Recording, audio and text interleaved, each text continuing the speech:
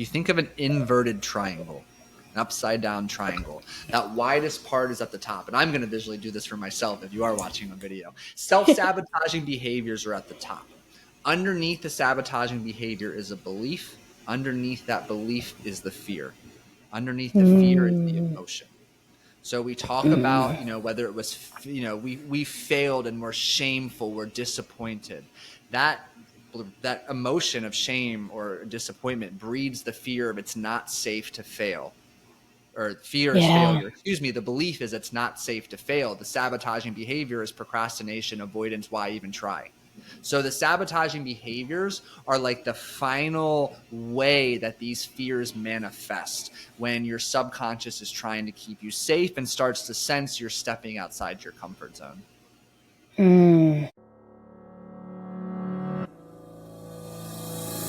Unleash the untapped potential within you as we dive fearlessly into the realms of healing, personal growth, self-love, and uncharted territories of the human experience. Join us as we navigate relationships, conquer career and business milestones, and explore the depths of spirituality. This isn't just a podcast, it's a manifesto for the resilient, the ambitious, the soul-searching women and men of today. Grab your coffee and let's dive in with Beyond the Surface.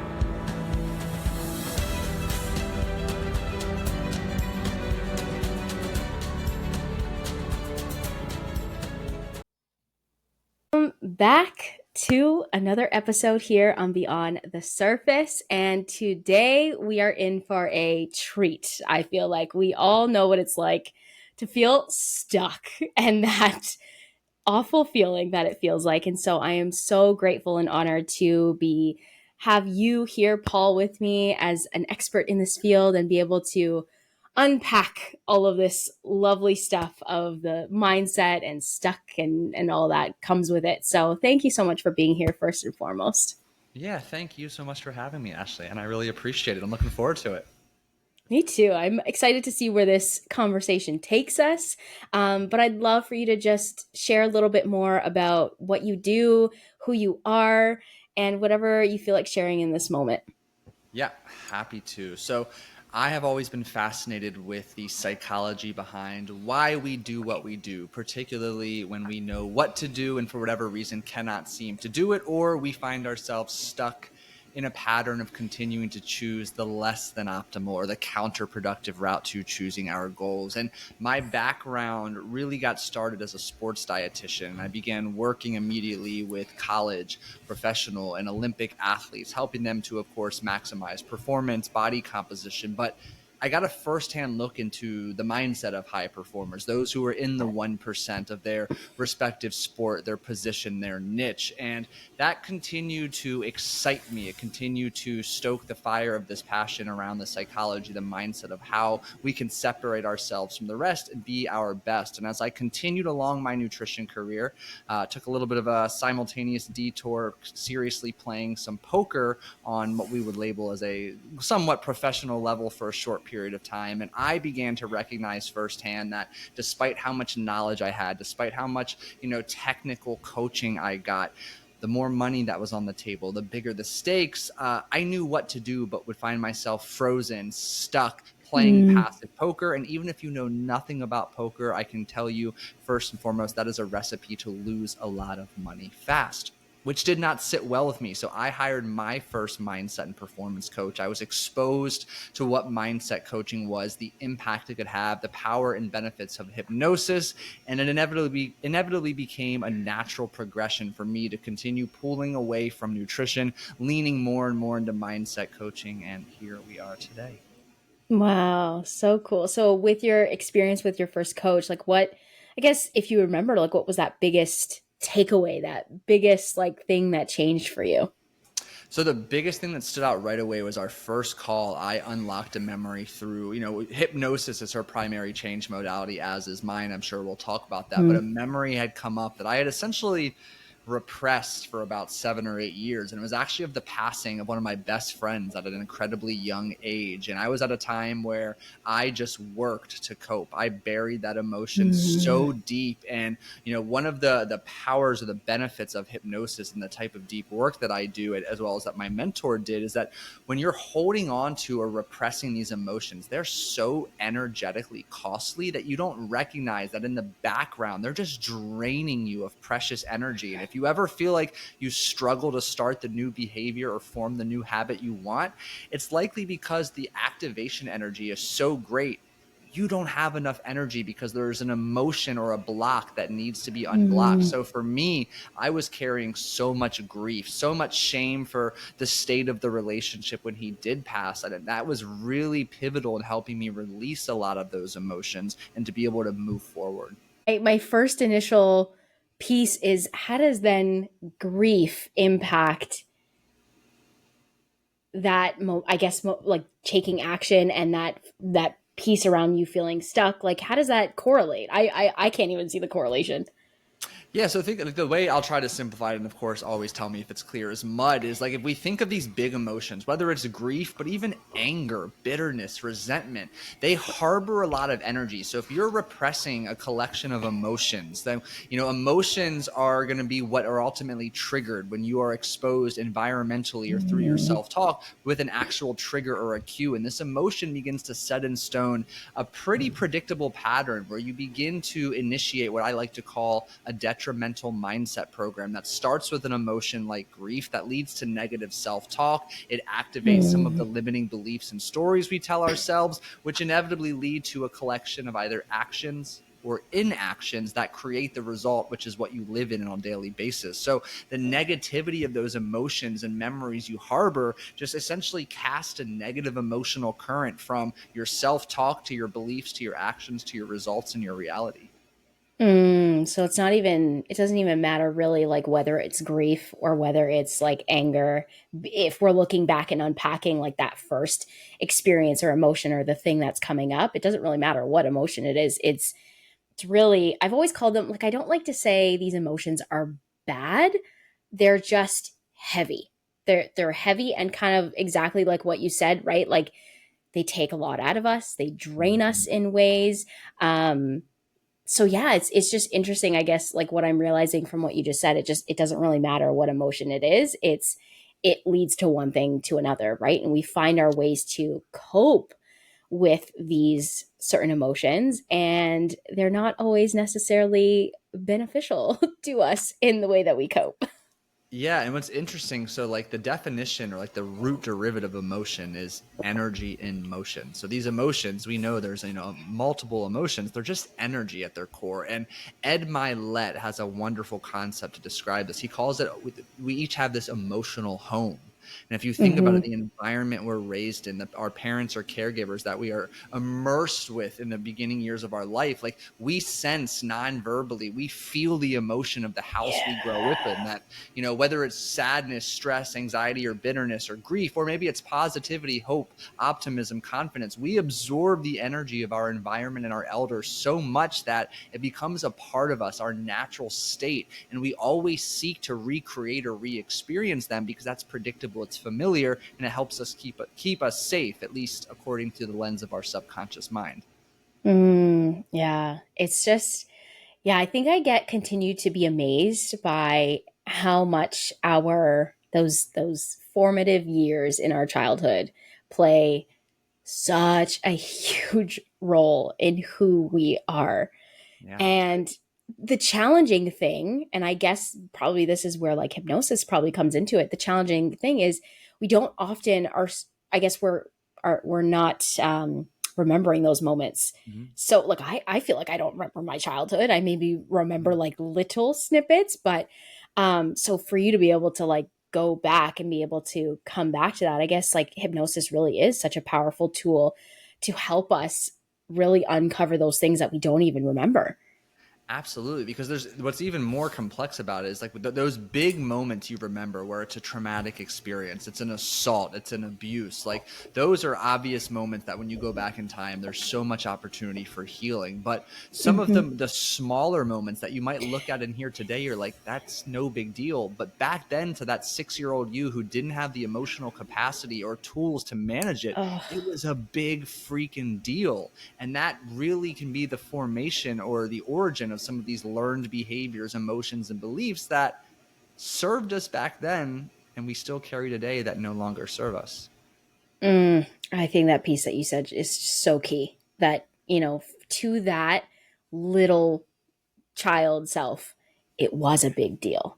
Yeah. And that's where like it's like having grace and compassion for that little Mm. self. And yeah, I feel like I just recognize, in some moments it's really caring and tending to that little younger version of who we were. Yeah, I just that really resonated what you just said. Yeah, Yeah. I think I it's love that. so important for us all to recognize that, like, just even sitting there in a very non-traditional form and trying to reflect back to a moment that younger you was struggling and giving him or her the love, the words, the tools, the reminders that he or Yeah. she needed is so powerful to positively affect you today. Yeah, 100%.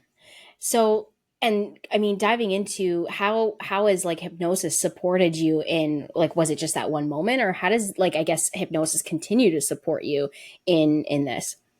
Yeah, so before I dive in, I think it's probably helpful for the audience just to have a quick working foundation of hypnosis. So, especially because whether it's Hollywood, Las Vegas, or other crazy things we see on the internet, we get a kind of a misrepresentation of what hypnosis is. So, the way I define hypnosis is a state of deep relaxation with the intention to make positive change. And every step of the way, Mm, you are awake, you're alert, you're conscious, you're in control. And with that said, another way to think about it is like a very individualized, deep guided meditation that turns off some of the noise, negativity, and nonsense of your conscious brain, that inner chatter, that judgmental voice, and instead connects you directly with your mm, subconscious, which is not only home to your intuition and creativity, but your memories, your beliefs, and your emotions. So every time we get in that deeply relaxed state, we're able to more effectively and effortlessly access some of these pivotal moments in our past that shaped who we are, that really led to the mm, formation of the beliefs and the behaviors that might have helped us back then because that was their goal,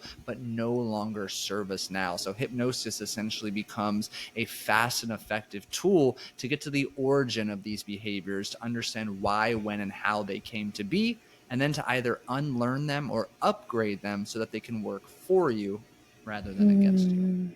Wow, I've never heard anyone explain hypnosis in that way, and I was like, ah, yeah, I get it. So thank you for that. And Well, I'm curious too, like what happens, there's the piece of course when it like comes up. And I mean a huge aspect of course is having a guide, a coach, whatever that looks like, but mhm. it's the integration of it. What does that look like? What's your take on that integration part? Yeah, so it kind of happens twofold. Every time, there's two like underlying benefits that happen with every session. First and foremost, just Hmm. the fact that you had a hypnosis session or a mindset call is so stress relieving and relaxing. Like, the Hmm. vast majority, I'm sure all of your listeners are so go, go, go. Like having an hour to yourself to slow down and relax, that in and of itself is so powerful. Yeah. So there's the underlying benefit that gives us so much to be grateful for and to really reap there. But second to that, having an emotional release, like we kicked off this conversation with, being able to let go some of the shame from a past memory, the grief, the anger, some forgiveness, whatever it may be. Again, we're freeing up energy that is now available for you to put forth towards Mm, building this new you, creating a new habit. So these are the two benefits that are gradually occurring and accumulating in the background. And then depending on the nature, the depth, and the intensity of a particular session, it might be such a massive emotional release. I jokingly tell my clients at the end of the call, like, we shook you up like a snow globe. Your emotions, your memories, everything's everywhere. And for some people, depending on the nature of the call, they might feel like they could go run 5 marathons after, because it's just such a massive relief or a deep sense of knowing, of trust, of belief or clarity that they walk away a literal new person. Mm. Yeah, I think you gave me this new language or look on, when we talk about doing the work, the inner work, or we talk about healing, it's that piece around letting go of the heavy emotions, whatever you want to call that, and making space for something new. Like that's just rocked my world in just giving me this whole new perspective on it, or just different language. Yeah, it's very interesting how much of a release it is, and it could be the tiniest little thing. It doesn't have to be, I always say, when it comes down to like the healing or the inner work and things like that, like it doesn't always have to look like you crying your eyes out and sobbing. Like sometimes it's this tiny little micro shift, an aha moment, simply being able to identify why it is that you do the things that you do. Like that, being able to make that connection is so powerful. And I give so much kudos to everyone who does this type of work and goes on this journey, because it can be a little uncomfortable and confronting to be like, I'm willingly going back to my past and looking at the things that are making me like kind of make up who I am, right? Like Mhm. that takes a lot of courage for people to do, and people I don't think acknowledge that and give themselves grace for that. But little micro shifts, can make all the difference in your life. Couldn't agree more. And to your point too, like I couldn't agree more in that. Like it takes so much courage and strength and patience and commitment to go do that deep inner work, especially because like if you think of it in a phasic unfolding of how you grow, that first phase might even feel like a setback because you're so overwhelmed with the heaviness of these new emotions, these new memories. You start to see where, when, or how things began to take a turn for, I'm going to use this lightly, for the worse, if you will. That Mm-hmm. is, I loved your words, so confronting. It's like, oh my gosh, I just want to stay here. There's no way I can keep pushing through, because if it gets even more heavy to bear, I just can't do it. But there is Yeah. always light on the other side. It's always worth it. Mm-hmm. Exactly. And I don't want to like completely shift gears, but I really want to talk about, one thing that I guess you talk a lot about is this piece around being committed and being interested. And I kind of want to go down that path, and I feel like that's going to take us down like the piece around stuck. And yeah, like please unpack that for me, because I've never heard this before and I want you to unpack that. Yeah, well, we can even kind of segue off of our latest example. Most people are interested in doing the inner work, the deep work, Mm, learning from their past. Most people are interested in changing.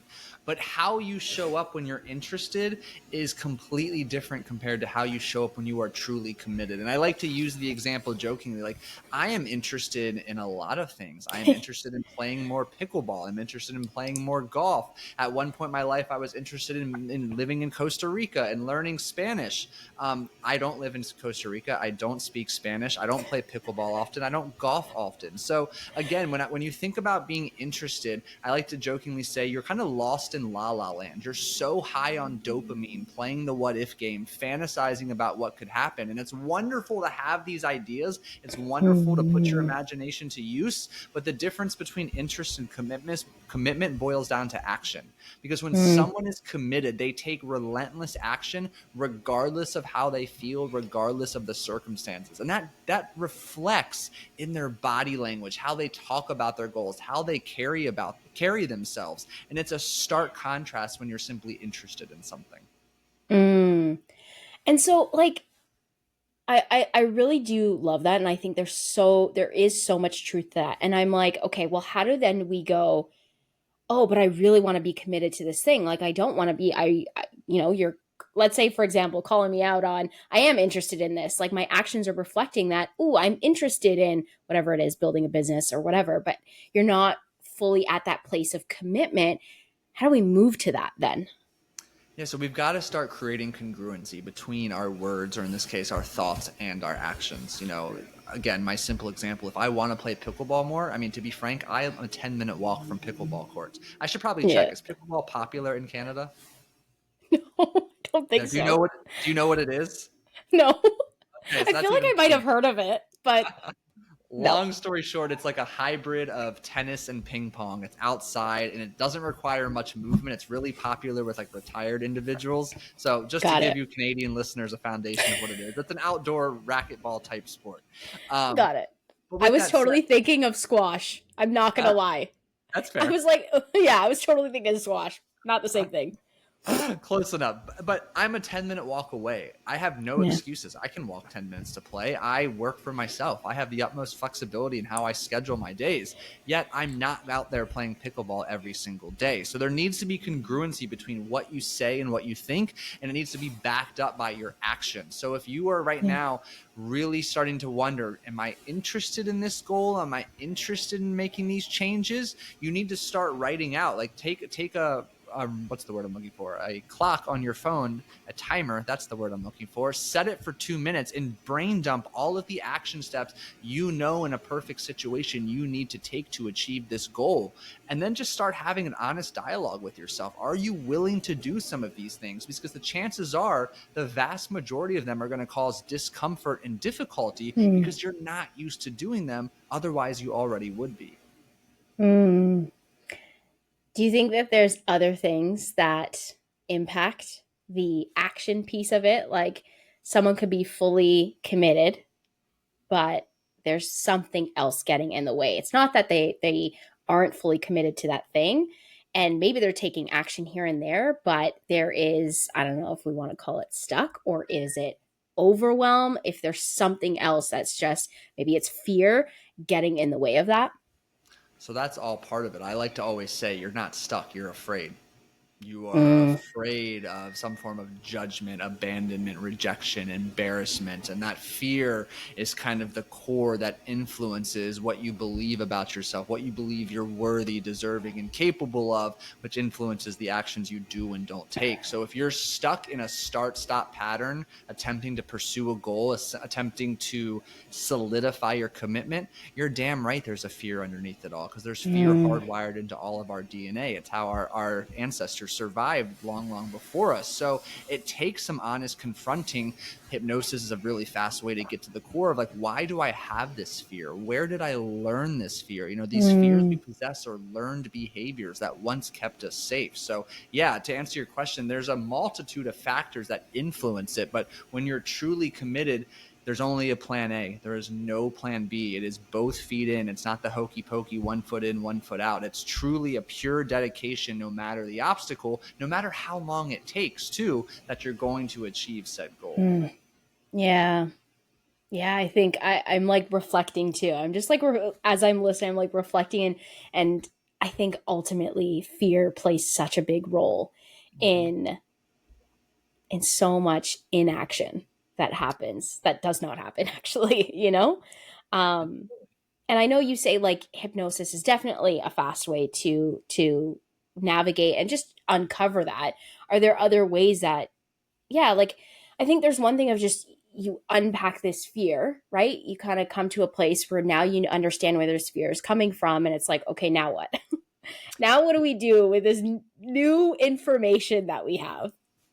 Yeah, so I think it's wonderful when you can begin to trace the origin of your fear, backtrack in time, if you will, start infusing logic and understanding stepwise how it came to be. Like, that's half the battle, is the awareness and the recognition. That will likely produce some release of said emotion and fear, give you the confidence, because you can logically see more often than not, it's an illogical fear. Now, when it comes to Mm. the emotional side of things, obviously I'm biased to hypnosis and mindset coaching, but multiple therapeutic modalities can be incredibly effective. Even having your own practice of what I like to refer to as stillness, silence, and solitude, a journaling, meditative, or breathwork practice, can be incredibly insightful, therapeutic, and healing as well. And otherwise, the best thing you can likely do, and the most powerful drug in the world, is confidence. The best way to build confidence is to keep promises that you make to yourself. So set the Mm. tiniest action step you can think of and execute, follow through on it relentlessly, one day, one moment at a time. Confidence will grow. Your beliefs will shift. What you believe you're worthy, capable, and deserving of will continue to evolve, and you will break through and overcome that fear. That reminds me of a book, that this audiobook that I've been listening to. I think it's called, I think it's the myth of motivation, or the, something along those lines. Okay. And he just talks about how motivation obviously is a myth. And really, where motivation comes from is the constant action that you take. That's where motivation comes from. It's not like something that comes out of thin air. And I think sometimes we're kind of like, oh, I'm just not motivated. Yeah, action will help you in that, you know? And I see that so much too. I'm so aware in my own moments where I'm like, oh, I'm feeling like so unproductive or just not feeling motivated. But when you can kind of push yourself to do the thing, I don't want to say force, but you kind of just like do the thing. It's almost like Mel Robbins, like 5, 4, 3, 2, 1 as well. It's like you do the thing. And there's so much validity to it, right? Because Mhm. it just puts us there. And that's what then builds exactly what you're saying, like builds the belief, builds the confidence, because you Yeah. keep taking these little, they could be little, they don't have to be these massive things. Yeah. You know, like the simplest little thing can put you into action, and that leads to motivation. It's literally this ripple effect that happens. Yeah, I couldn't agree more. And something that makes this action consistently easier to take is progress. And so many people look in the wrong place for progress, or they have this incredibly high and false expectation about the rate of which progress should occur. And when there's a large gap between expectation and reality, that's where all those negative feelings live, thrive, and grow. And I once Mm. heard something, this must have been over a decade ago. I believe it was from Brett Contreras, really big in the health fitness coaching space. He used this analogy that like if you go to the gym 5 days per week, like you know the benefits of working out, exercise, all that good stuff. Likely 3 of those days you're not really going to want to go. One day you might really want to go. The other day you absolutely don't want to go. So just normalizing that change is hard. It is uncomfortable, and it gets Mm. easier the more you lean into that discomfort. Hmm. And I think too, give ourselves grace in those moments. I remember working with a client who was writing a book, and one of the concepts that always like stuck with me in his book was just about our 100% and how that is going to change day in and day out. You Yeah. know, right? Like we're going to have our, let's say, for example, one day you have the 100%. Well, give it your 100%. And then another day you might have 80. Well, as long as you give 80, you're giving 100% that day, you know? Like I think giving ourselves that grace too, and a piece that you said around this like timeline expectations, so big, especially Yeah. because, this world of being so connected on the web and on social, Mhm. it's tough. It really makes it difficult for us to, we see almost on the outside, it looks like someone's having this overnight success, and we Yeah. see that happening. And it brings us to feeling like those, us not being enough. And what am I doing wrong? Like, why am I right? Like, all of that comes up. And that has been the biggest like lesson for me, I would say, over the last year, if not, is just this like piece around timeline. Like, it's not to get like more on the, I guess, woo woo spiritual side, but it's like there is no timeline. It's all an illusion. But yes, of course, there's this balance of setting the goals, Yes. but also not getting so beat up if it's not done on the exact say on, when you said it was going to be done, kind of thing. I completely agree. I think, it's important to always recognize it takes what it takes, and you're exactly where you're supposed to be. And perhaps if it's taking longer, there's a lesson you haven't quite learned or mastered that, in a weird game quest like sense, hasn't granted you the permission to ascend to that next Yeah. level of your life. Yeah, I love that. I love that analogy too. I want to go back to something too around like the fear aspect and fear getting in our way. And there's a piece around, of course, like fears that we have that are kind of like not logical, but how do we navigate those fears that, in a sense, are from things that have happened, right? So, like, let's say, for example, you're building a business and you've launched something before, and it just didn't go the way it went, kind of failed, quote unquote. And so, in a sense, it's like, that's kind of like a real fear. You're afraid of that happening again. So, I guess the difference of those fears that are kind of like, well, they're kind of legitimate, right? In a sense. Yeah, so I What's your think they're take? always legitimate. Everyone has their own Fair. legitimate fears based on their personal experience and the lens at which they're viewing their life. Now, with that said, you got to kind of tackle it from two angles. One, we need to infuse some logic. And the very simple explanation or example I can share is like, can we think of someone who has failed a business and gone on to have massive success? Yes, almost everyone who's successful has failed a million times. And just finding ways to infuse logic into the Mm, situation once you turn down the volume of your emotional brain and take that 30,000 foot perspective, that goes a long way and just help reminding you like, maybe it's not even a failure. We reframe it to a learning opportunity. We can go down that yeah. track, of course. But emotionally, too, what we recognize in this situation is how you respond to that failure is a learned behavior. And that's where we can dig into childhood to see when did you Mm, learn to quit after something didn't work the very first time. We can unpack oof. maybe there's shame, there's disappointment. Your childhood needs weren't met by your parents for the first time you failed to ride a bike, to make the baseball team, whatever it is. So then we can go back in time and do some healing and equip you with the emotional context and a new belief and a new behavior around what happens the first time things don't go your way. Oof. And there it is, goes right back to childhood. Seems to always end up there. All the answers in our childhood. Yes. And where does like self sabotage come into this? Like, how do we get into a place where we stop self sabotaging? Yeah, so if you think of, and I'm going to do my best to visually describe this. I know many people are listening, but let me do my best. If you think of an inverted triangle, an upside down triangle, that widest part is at the top. And I'm going to visually do this for myself if you are watching a video. Self sabotaging behaviors are at the top. Underneath the sabotaging behavior is a belief. Underneath that belief is the fear. Underneath the fear is the Mm, emotion. So we talk about, mm, whether it was, we failed and we're shameful, we're disappointed. That that emotion of shame or disappointment breeds the fear of it's not safe to fail, or fear is yeah. failure. Excuse me. The belief is it's not safe to fail. The sabotaging behavior is procrastination, avoidance. Why even try? So the sabotaging behaviors are like the final way that these fears manifest when your subconscious is trying to keep you safe and starts to sense you're stepping outside your comfort zone. Mm, wow.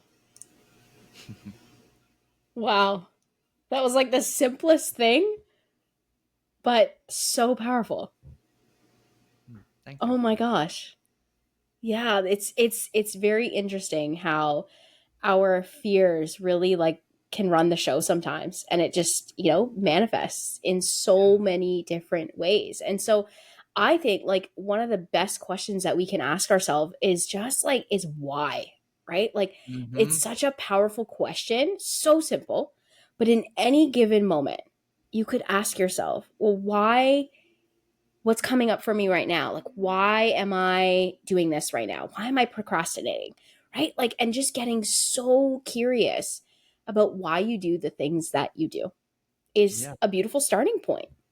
I love that. I love your word curiosity. I always like to say, like, look back reflectively through a lens of compassionate curiosity. You've thrown that word Yeah. compassion and grace in so much. So it's a perfect blend right there. And I think it's important for people to recognize, too, that all of these behaviors, from procrastination to perfectionism, any form of self sabotage, is a learned behavior, which means Mhm. it can be unlearned too and upgraded or Mm, replaced with a different behavior. So it doesn't need to feel and be that daunting because it is possible to change them and to let them go.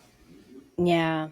I think that piece is so true that a lot of what we do is learned, and we are very capable. We are so capable of unlearning. It Yeah. is the thing that stands in the way is the awareness, I think, of it. I think once you can create awareness around anything that you do in your life, you have a choice. You have a choice Mhm. to continue down the same path or make some new choices, and that leads to where can I get support for this? Where, like, who do I need to support me in this moment? What do I need? Like, all those different questions can lead you down the path of making those changes. But, awareness is kind of like that first little foundational piece. Mhm. And that's where the curiosity comes in. So much can come from just being a little bit more curious. I remember when, I've had like a very interesting relation. I've talk about it all the time, but my relationship with my dad, and there was so much anger and just having a strained relationship, and there was, for me, it just got to a point where I was like, why am I in this place where I'm so angry? And also, I also looked down the road and I asked myself, why do I feel this need to prove myself? Why do I feel like Mhm. I have to do that? And that simple question, I remember being on a walk. That's all it was. And I was just getting so curious. Like, why am I feeling like I need to prove myself? And light bulb moment of Mhm. going back to my childhood and feeling like if I do all these things, check off all these boxes, well, he's going to notice and he's Yeah. going to be proud. And I'm going to finally receive that validation that I've never received from him, although I've received it from elsewhere. It's something that you want from your parents. And I was like, oh, what a moment of clarity. And and it was this opportunity to simply say, like, I don't need to do that. That's not who I need to be. That doesn't need to be my story. That I have nothing to prove. And yeah, it's an ongoing thing, but just that simple piece of being able to identify where it came from was so powerful. Yeah. And the I'm happy. simplest thing of just being on a walk, right? Like the Yeah. stillness that you talked about. Exactly. The silence, the solitude. Absolutely. Walking's a great form of it. Mm-hmm. Yeah. Such a great example. Yeah, we're just able to, and I think that's the big piece too, right? Is creating more of that space for us to go inward, Yeah. um, and kind of shut out the noise. I feel like I've been on a journey of like literally shutting out the noise. Like I say Hmm. it all the time. I feel like I've said it so many times on podcast episodes where I'm like, listen, if you got to unfollow the people that for some reason there's some like triggers coming up, or it just makes you feel not enough. Like do it, please. Like do it for yourself, do it for your own sanity. I am in that space where I mute people, I unfollow people, and I could just be in my own space so I can Yeah. hear myself. Uh-huh. And when I hear myself, things are very clear. I feel very grounded and there's less anxiety. And I also understand the piece too around, getting to a place where I think it's a matter of just building up that confidence, and eventually you can let those people back into your space. But we go on these seasons and these journeys, and again, saying compassion and grace for all of it. Yeah, and I think when you take that time away in that season of self, is what I'm going to loosely call it, you learn and gain clarity on your boundaries, and you gather the strength to reinforce them Mm, when it is time, if you so choose, to let those people back in. yeah. And in that stillness too, we can actually hear our own truths. Yeah. That there's something to say when you really shut out the noise and you can hear your own self, then you can really start to identify what does, people throw around success all the time, right? And what does that even mean to you? What does that actually look like to you? I think that's something that gets thrown around a lot, and we almost naturally adopt, especially if you're in the space of coaching and you have coaches. Hmm. Sometimes you can start to adopt and take on their Yeah. identification of success, right? Like you start to take on like their ideas of success, and then it just doesn't feel in alignment, right? And then Hmm. you get to a space where if you can create that stillness, that's why I think, I love having a coach, I love having a mentor, and you have to really check in with yourself at all times to simply ask yourself, like, is this true for me? Does this Hmm. feel good to me? Is this true for me? And always go inward, always. Yeah. Because you and your higher self, you guys know. Nobody else is going to know. Yeah, I agree. That's a well said. A great example. Yeah, 100%. I mean, so I always love to kind of close, unless there was other things that you wanted to touch on that we haven't dove into. I'll ask No, you this that was this first. was fantastic. I loved the directions we went. You did such a great job guiding us. Oh, so good to unpack these things. And I feel like there was a lot of beautiful nuggets of wisdom. And before we fully close, I'd love to just ask you this question that I ask everyone. If you could kind of distill your life's journey and wisdom into one piece of advice, what would that be? Hmm. I would say you can't change unless you change. That has been, the catalyst behind my own personal and professional transformation over the last 5 years in particular. And with that, it sounds simple and profound, but simple is not always the same as easy because change is uncomfortable, foreign.